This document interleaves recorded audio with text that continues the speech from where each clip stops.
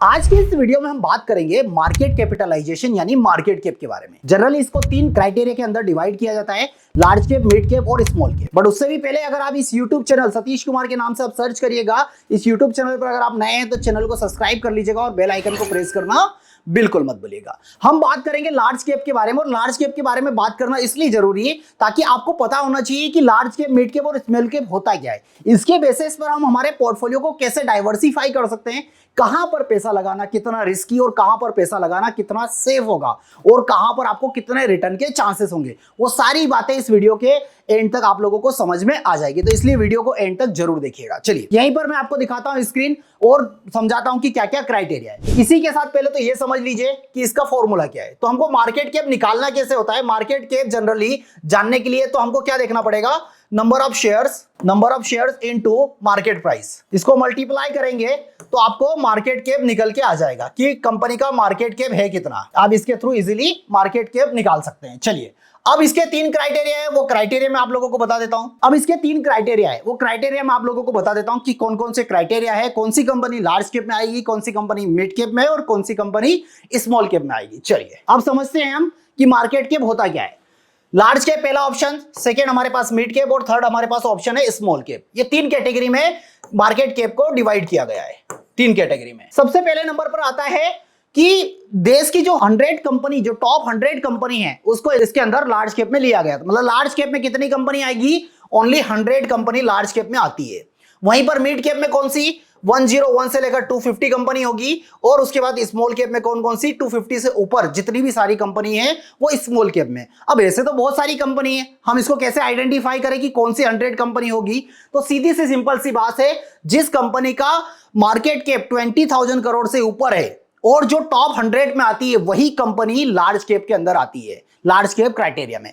तो ये जो लार्ज कैप की अगर मैं बात करूं तो कौन कौन सी कंपनी होगी, जैसे रिलायंस हो गई, HDFC, ऐसी कंपनी लार्ज कैप के अंदर में आती है। सेकेंड आता है कि 100 के बाद 101 से लेकर 250 तक जितनी भी कंपनी है, वो सारी कंपनी किस में आएगी, वो आएगी मिड कैप के अंदर। जैसे इसके अंदर RVNL हो गया, टाटा एलेक्सी हो गया।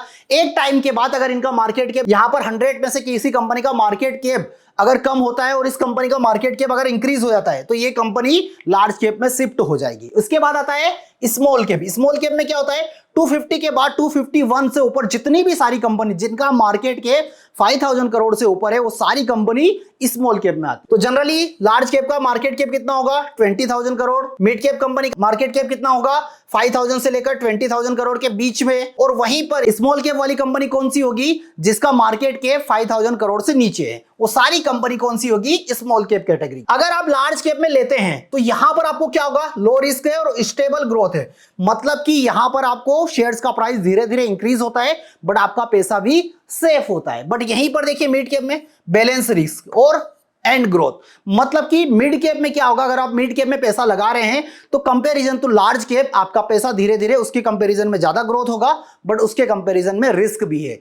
और यहीं पर आ जाते हैं हम स्मॉल कैप। स्मॉल कैप में देखिए high risk but high return potential. मतलब कि ये वो ऐसे शेयर होते हैं जिसके अंदर सबसे ज्यादा मल्टीबैगर बनने के चांसेस होते हैं। ये स्टॉक्स बहुत ज्यादा रिटर्न देने के चांसेस रखते हैं, बट सबसे ज्यादा हाईली रिस्की भी होते हैं। तो इन तीनों के कंपैरिजन में अगर हम देखें, अगर आपको रिटर्न ओनली रिटर्न देखना है तो आप स्मॉल कैप में चले जाइए। अगर आपको बैलेंस रिटर्न और ग्रोथ दोनों देखना है और अपने फंड भी सेव चाहिए तो आप मिड कैप में चले जाइए। और आपको सारी चीजों से दूर, मतलब ओनली आपकी जो जरूरत है वो छोटी है, तो आप लार्ज कैप में चले जाइए।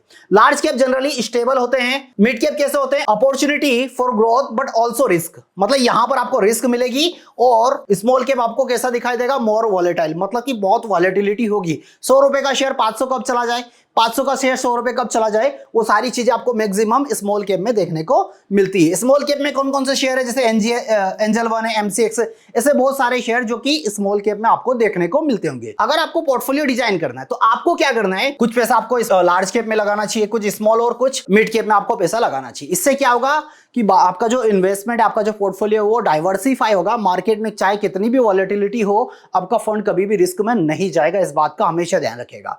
बट जब भी इन्वेस्टमेंट करें अपने फाइनेंशियल एडवाइजर से एक बार सलाह लीजिएगा और उसके बाद ही इन्वेस्टमेंट करिएगा। तो कैसा लगा ये इन्फॉर्मेशन, मुझे कमेंट बॉक्स में जरूर बताइएगा। साथ ही साथ आप मुझे YouTube पर भी सर्च कर सकते हैं सतीश कुमार के नाम से, इस वाले चैनल पर जाइएगा और यहाँ पर वीडियो वाले सेक्शन में आपको बहुत सारे वीडियोस देखने को मिलेंगे। तो ये वीडियो भी आप देखिएगा, बहुत कुछ इंफॉर्मेशन यहाँ पर आपको सीखने को मिलेगी। और साथ ही बेल आइकन को प्रेस करना बिल्कुल मत भूलिएगा, ताकि ऐसे ही जब भी कोई नया वीडियो आएगा तो आपको नोटिफिकेशन मिलता रहे। तो फिलहाल मेरी तरफ से आज के लिए इतना ही, फिर मिला जाएगा नेक्स्ट वीडियो में नेक्स्ट कंटेंट के साथ। Thank you so much.